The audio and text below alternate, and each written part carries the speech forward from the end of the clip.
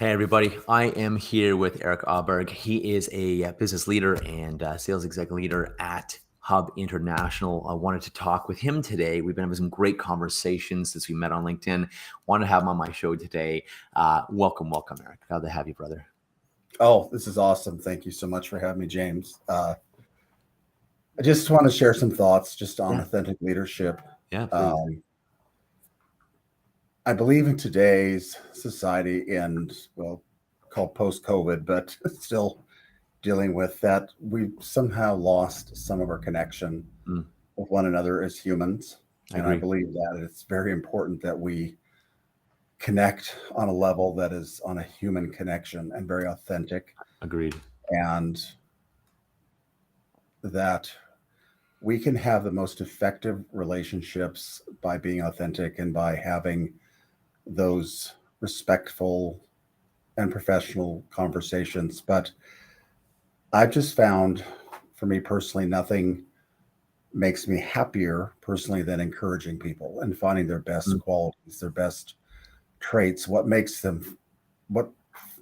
makes them tick, what gets them out of bed in the morning. Why do they just face the new day? And how they can most effectively be motivated. Um, I just I just have found, maybe because I'm 58 mhm. and I am beyond. I'm not, where my kids are. I have twin daughters that are 23 years old, and Cool. they are very, tech savvy and text and Instagram and how we have so much technology, but going out and actually sitting face to face and having conversations with people about what's important, what's going on in their life, and how to uh, find what motivates them, is their what brings them joy. Yeah. And in the workplace, when you understand that about your colleagues or people that you supervise, and can have that type of authenticity and understand that, you're going to get the best results in your relationships, in how you can have the best results for the organization, but just all the way around, by understanding really who that person is and what motivates them. Sure. And I just found that I would much rather, if I possibly can, have a face-to-face meeting than I would to do a Zoom. But in the case like we have here, I am so thankful for technology so that we actually can stay connected. I'm not sure how many times I've asked myself this question, saying, I can't imagine how we would have gotten through COVID in all our communications in the business world, without technology. Can you imagine? I don't know how we would have done it. People would have just, isolated for 2 years, let alone, air quotes isolating. I think it would have been horrible. Horrible, Yeah. horrible. And so at the same time, I'm having, like in our case, we've never met, but I've been able to connect virtually and still feel like I can get into understanding a person via technology. The point I'm getting at is that just, it's so important, I believe, that we connect with people Mm, agreed. and understand and have conversations, what they're facing, what they're going through. Versus Every just about the weather or something, right? Oh, just talking about not know Yeah. to really what's going on, and to understand, the issues they're facing, what and challenges, and listen, Actually, listen. Mm, just sit back and let them talk, and care. mm, Um, every human being wants respect and to be heard, yep, agreed. and I think that in our relationships with its friends or clients, it's looking them in the eye and listening, and really trying to decipher, and then when appropriate, ask questions, to try to narrow in. And you can actually do it. I had an example. I had a personal, I am going through a divorce, and it's very amicable. But I had one of my first bosses ever. Her name is Sharon, and she's phenomenal. And she called me, and I kept working because I can multitask. And so I just listened to her talk about life, and it was very therapeutic for her. I know that it was. Agreed. And Agreed. just about her grandkids and what's going on and all of her projects. And that's life. It's our connections. It's not about the stuff we have. It's not about what we're accumulating it's about who have we touched, who have we connected with, whose lives are we changing. I think I totally agree with you. I think that's why there's been so much, people jumping ship. The Great Resignation. First, it was employees. Now it's leaders. It's. I think I saw a statistic. I think it's like around the 70 or 80% of leaders, business leaders, now looking and ready to jump ship too. The numbers are astounding, and just people not happy or looking to leave. And I think we've forgotten that people are people first versus a number or a I don't know, a performance or a metric or closing this amount of sales or hitting this amount of numbers. I think we've really forgotten that whether someone's an entrepreneur, whether someone's a business leader, corporate leader, government leader, and to your point, having that human connection, just listening. I think there's nothing people want more than to be seen and heard, loved, of course, but that's in the realm of seen, heard, respected, and just having empathy for people. And to your point, just having the time and listening, because that's what, in my opinion, I love your thoughts, that's what is going to get someone to be a high performance individual, going to inspire them, going to engage them, connect them, have them do their best. I love your thoughts too, about how to truly inspire with someone, how to truly motivate someone. I think it certainly starts with listening. And I would go as far to say most people aren't so great at listening. I used to be horrible listening, horrible listener. Or if I was listening, air quote listening, I wasn't present with it. My mind would off in three other things. I wasn't actually listening or wasn't actually hearing them. So of course, that comes with consequences, of course, as well, especially when you're selling or leading. People know you're not present. They can feel you're not present. And so the rapport, the trust, that connection, the energetics, this goes down the drain.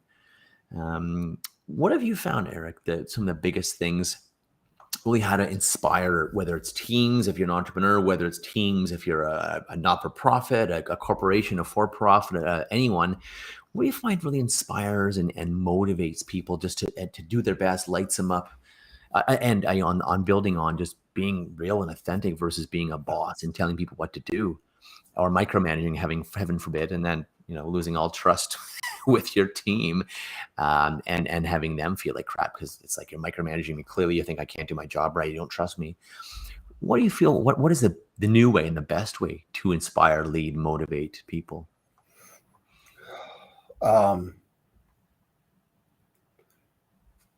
Leadership, as we talked about, I'm a faith-based guy, and I look at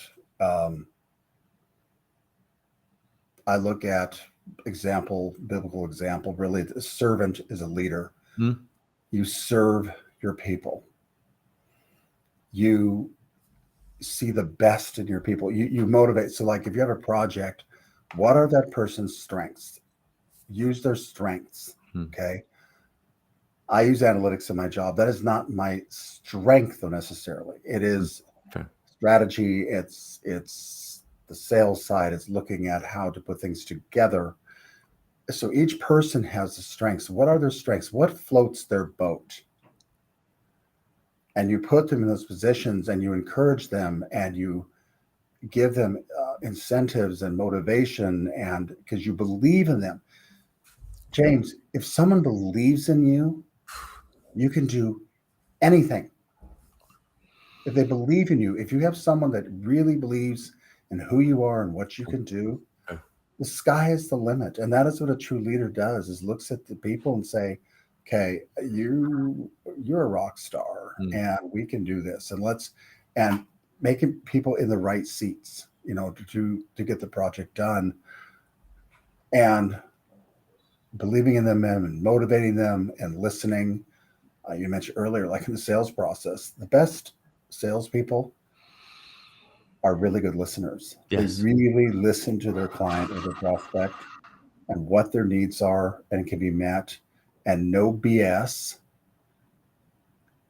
pie in the sky. Not, they want to hear the truth.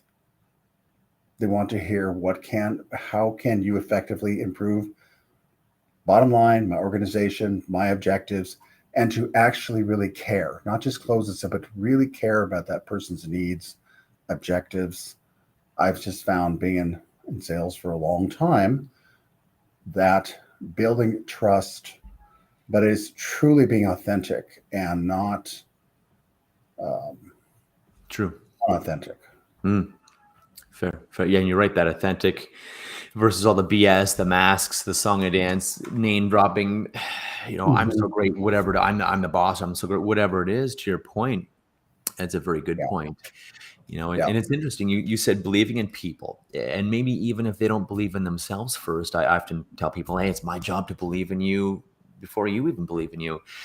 There's a psychology term called transference and countertransference, and what it is, it's essentially, good coaches know this, good mentors, good leaders, good psychologists know this. If you don't believe someone could do something, that will transfer to them, and they'll feel that, and they'll of course doubt themselves. So if it's like, check yourself, check your mind, check your belief in your people, and maybe you shouldn't be leading those people, or they should move. If you don't believe they can do something, that will directly limit them and almost cause them not, unless they're highly driven, highly motivated, and they don't let anything get in their way. hmm It's fascinating. Transference and countertransference. People can often not articulate, or articulate, not do something you don't believe they can do. And I think that's also a big problem in organizations as well. Just I people, would agree. not believing in others. Yeah, yeah. Or thinking people are stupid just because they don't see things a certain way. They don't do things the same as that leader or that company, or they have a different learning style. I mean, there's many different learning styles, and if someone has a different learning style than you, then maybe they're not going to hear what you're saying in the way you're saying it. They're not going to see what you're getting at. They're not going to make sense of what you're saying or communicating, because, well, their learning style is different. And it's like speaking Spanish to someone who only speaks English. Yet some people think, oh, they're dumb, or why aren't they getting this, or what's wrong with them? And I mean, that causes a whole myriad of problems. Those hmm expectations versus just understanding, and like you said, the empathy, the understanding, the listening, really actually listening and being present versus listing. And, well, okay, did I leave the pot of coffee on home, and I got to get home early because I got to get this done, and I got to get this meeting done next, I got to do my dry cleaning later, and all all the noise in our brain. People can tell we're not listening, and I'm sure you have found too, because I've got this feedback. People said to me, James, I feel like you're really actually listening to me. I'm like, of course I am. They're like, no, you're actually listening. I talk to people, and I feel like you're actually present with me. And I say, yes, you're the most important person in the world right now. You're the only thing I'm thinking about right now. And they're like, wow. When I talk to people, I get some level of listening in their awareness, but I think I'm just talking to a nodding head half the time. And you might agree with that. A lot of people give me that feedback, and it's really interesting that people have almost stopped listening, or listening and And present listening, you know? it's rude. Let's call it what it is. Fair, But fair. it's like it. You need to be authentic and say to the person, Hmm, I right now I do not have the ability to focus and to fair. have this conversation right now. I like And that. it's you're important to me. Is can we schedule where I can actually focus? But to just be nodding and not to be present Right on. is is rude. And Yeah, it's also I find unprofessional. And true. so I do not agree with that mode because I look at the successful organizations and I'm just thinking it starts always at the top in leadership. I'm just Hmm. one just came to mind is Costco. Okay.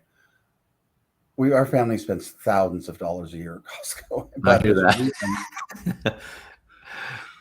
their their people are motivated. Hmm. For retail, they're paid well. They get holidays off.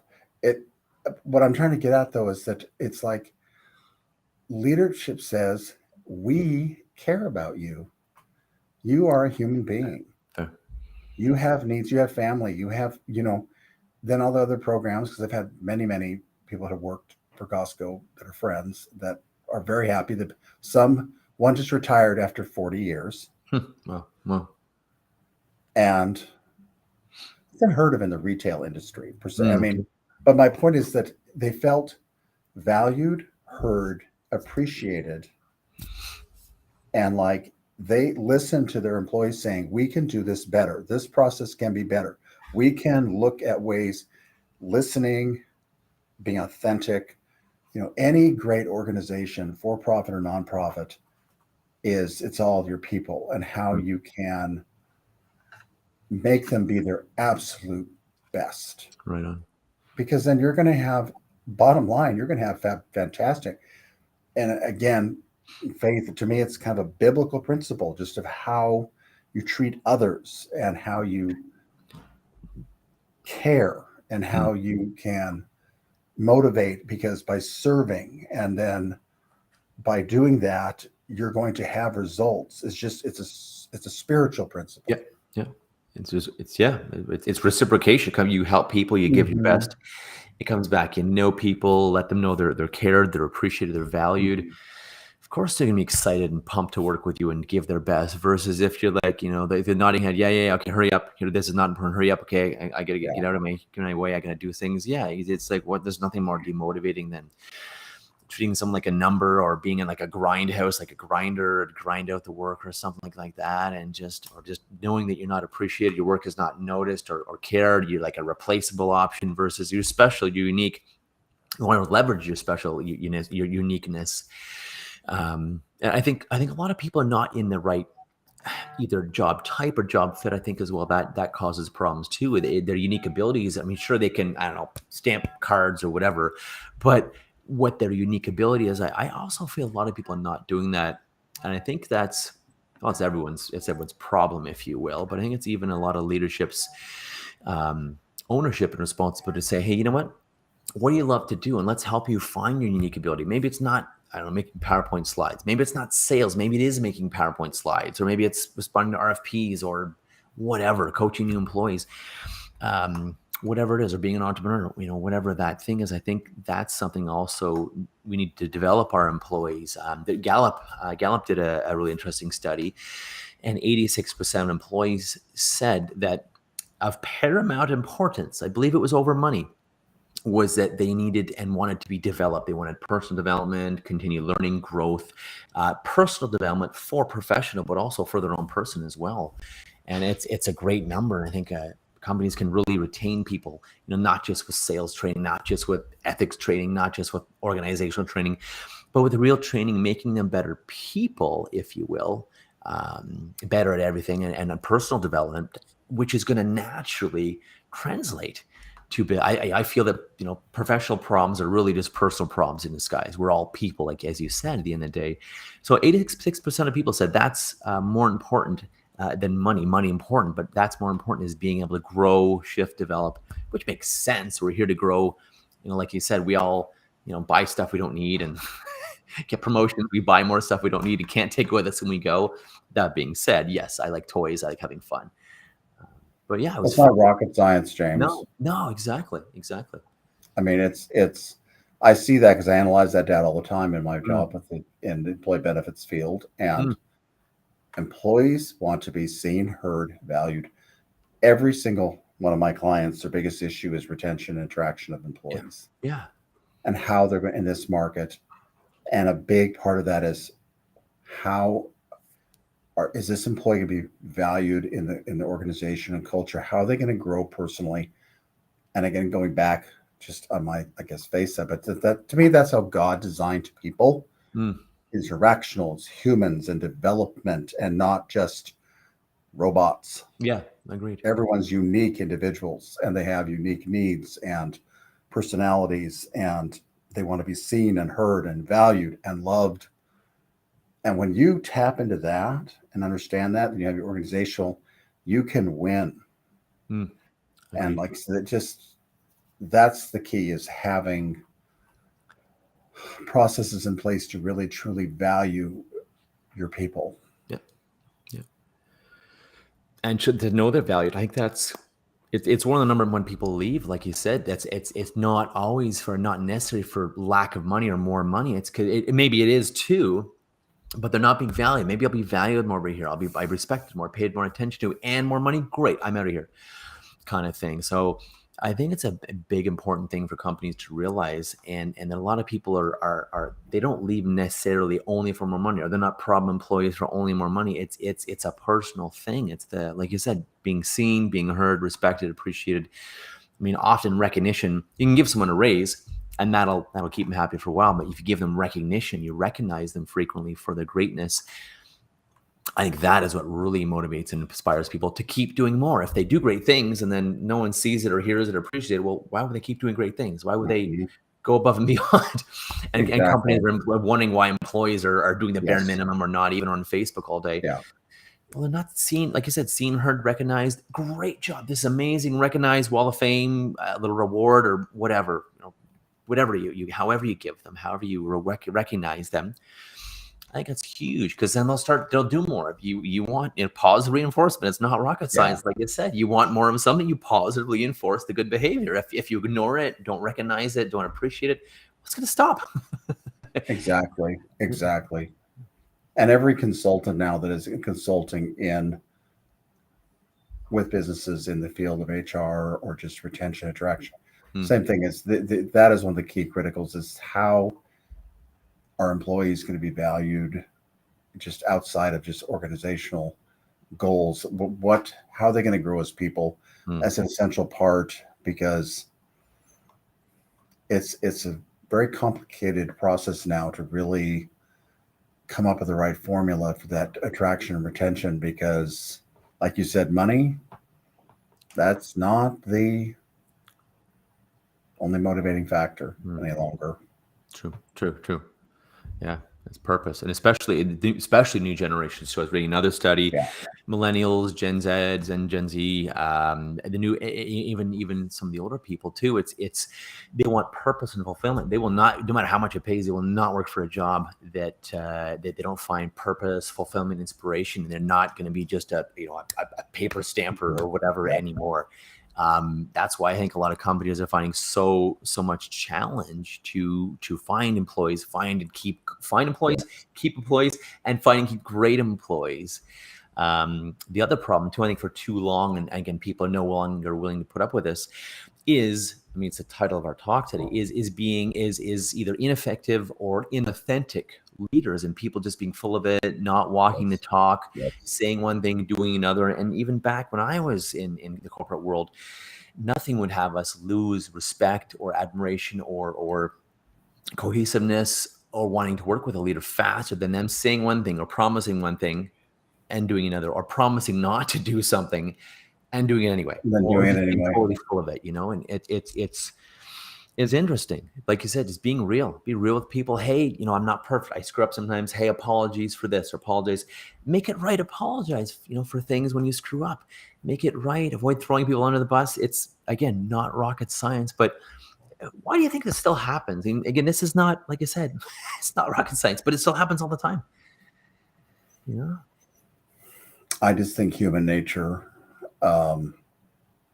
I will say, though, that I do like the trending I'm seeing of more authentic relationships and authenticity in the workforce. I think that is the trend, is toward truly valuing, understanding the human connection, that we've shifted out of that. So agreed. I do really, that methodology is becoming archaic of unauthentic leadership. That's just my opinion. I agree with it. Yeah. It's no faster way to kill your company or kill your business, I think, because people will leave in droves. They'll stop working with you.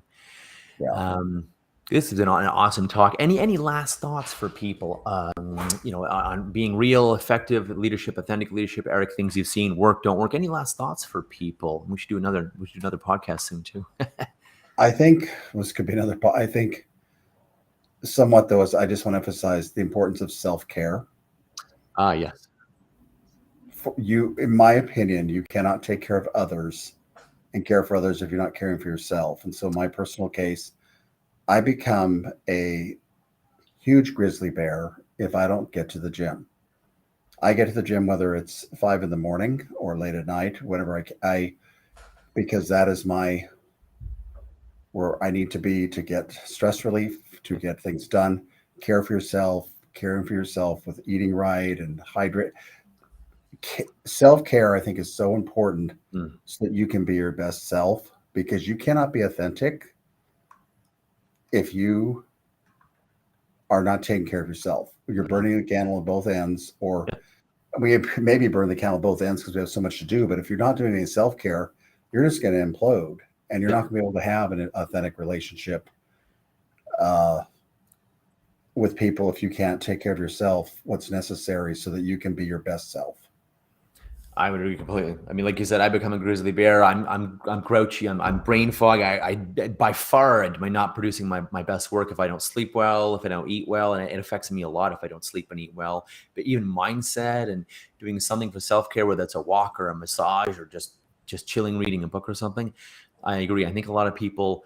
It's interesting. A lot of people have forgotten that, and I think during and after COVID, because some people have had more time to do things, especially when they were off. Like, wow, I really like playing basketball. I really like reading. I really like doing this. Why did I stop? Why wasn't I doing this? And you're right. The live to work mentality, I think, is really quickly going away, and we're becoming a little more like Europe. It's like life is meant to be lived and have fun, spend time with people or cool things you love versus working a life. Yeah, get your stuff done. Absolutely, get your stuff done, and then live as well. So I appreciate this. I appreciate your time, you being on here. I think we Well, give a this has lot been of great. value.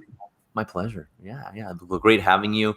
I knew we'd have a great conversation as well. So this has been amazing. And like you said, self-care could be a whole other, we should do that. We should do that someday, a whole other We should do that podcast. sometime. That'd be cool. Agreed. Agreed. Amazing. Amazing, brother. I'm going to flash up your information here as well, and that people can get a hold of you if they wish as well. Eric Aberg, EMAABERG at gmail.com. Feel free to reach out to him or on LinkedIn as well. Eric Aberg on LinkedIn as well. My new friend. And this has been great. Thank you, brother, for your time. I appreciate it. Oh, this has been great, James. Thank you. Have a great week.